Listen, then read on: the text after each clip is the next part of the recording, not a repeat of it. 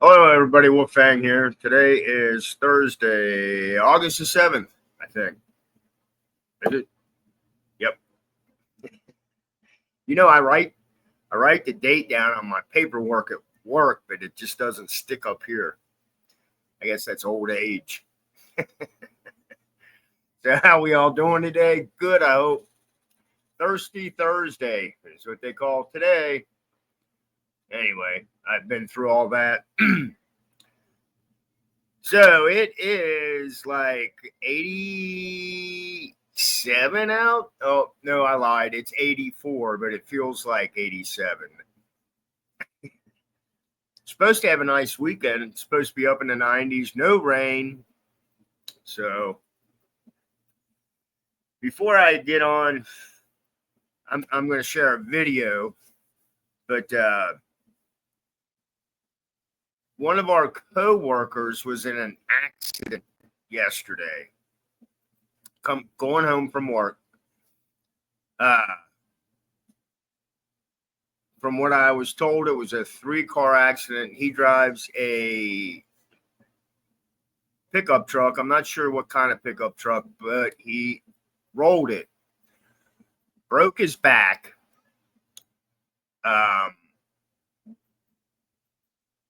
So he's going to be out for a while. He's going to be okay. Well, having a broken back is not okay. The severity of it, from what I was told, he's not going to have surgery, but he's definitely going to have to be in a brace. So I'm praying for him. But there's more. So that happened yesterday, Wednesday afternoon, leaving work. Well, Tuesday, when this guy was coming to work, he was downtown in Cincinnati on the highway. He had to reroute. There was something going on at side road or some bullshit, and he had to hop on the highway. Well, somebody rear-ended him. So they pull off to the side. He gets out of his truck to see the damage. Well, the guy walks up to him, pulls up his shirt, shows him a gun, and says, "Just keep going." And the coworker had his hands up. He's like, and got in his truck and left. Now that's fucked up too. It's a reason why to carry. That was a threat. You could have shot his ass. It's Cincinnati's getting. I don't know what's going on. I have no idea. I just know every summer it gets stupid downtown. And I don't go downtown. I did back in the day in my 20s because it was safe. You didn't have all this bullshit going on. But today, if I'm going downtown, it's because I got a ticket and I got to go to the courthouse. That's the only reason I'm going downtown. Other than that, there's a lot of really nice restaurants downtown. They got a lot of it's classy though. I couldn't afford to go to those restaurants or some of those bars they have downtown. But still, I don't get it. I don't get it. And we got a big, there's some big happening thing going on this weekend downtown. So we'll see what happens. Let's see if we got more cops this time. We don't need another beatdown like that man and that woman got. That was just straight up bullshit. But I don't know, man. I don't know what's going on. I tried to understand humans, and you just can't. You have your law-abiding citizens. you got your butt heads, but you know, I was a butt head when I was a teenager, but nothing like these kids today. Not even fucking close. Anyway, so you know, we've all been talking about AI, and you know, is it good? Is it bad? I think it's useful in some situations, but I found it's a 2-minute video, but I found this one interesting. And you're saying Wolfgang every time you say that every time. But this is pretty cool.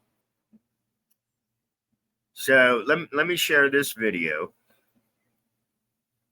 Hey, at least I don't have to read anything and fuck up all the words. As my wife sits over there and laughs.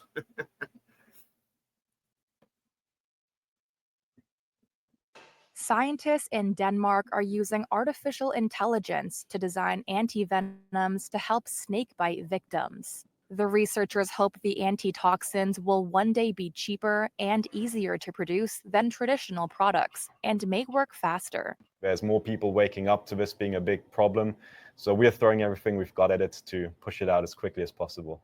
Timothy Patrick Jenkins from the Technical University of Denmark leads the AI antivenom research team alongside Nobel laureate David Baker from the University of Washington. They've been using AI to design proteins that can effectively neutralize snake venom toxins that can kill and maim.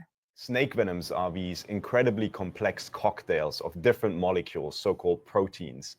And we need to know what the most medically relevant toxins are. So we use different techniques to identify these.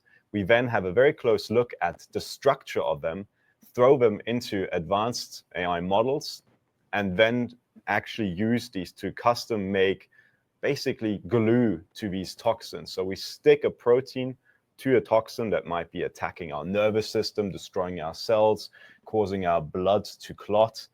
And what we do is bind something to it, stick something to it, so it can't do this anymore. The proteins they are designing target so-called three-finger toxins, potent neurotoxins that disrupt nerve signals, causing paralysis or death if untreated. Early tests of the proteins in mice have led to an 80 to 100% survival rate. The World Health Organization. Did you order delivery to a restaurant?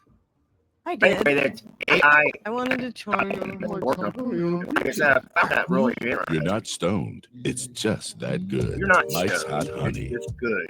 Estimates there are around 5 million snake bites annually, causing between 81,000 and 138,000 deaths. Most of these occur in Africa, Asia, and Latin America, where agricultural workers and children are the most affected. Jenkins says there is a scarcity of antivenoms and poor management of snake bites in large parts of the world. And while not yet a complete replacement for current antivenoms, the researchers hope their work could one day supplement existing remedies and lead to more accessible, effective, and affordable snakebite therapies. My personal hope is that within 5 years, we've completed our first clinical trials where we can actually say that there is a product ready to be delivered to patients. Go. Come on. There we go. This laptop is totally different from the other one. Anyway, but that's interesting. Using AI to create antivenom.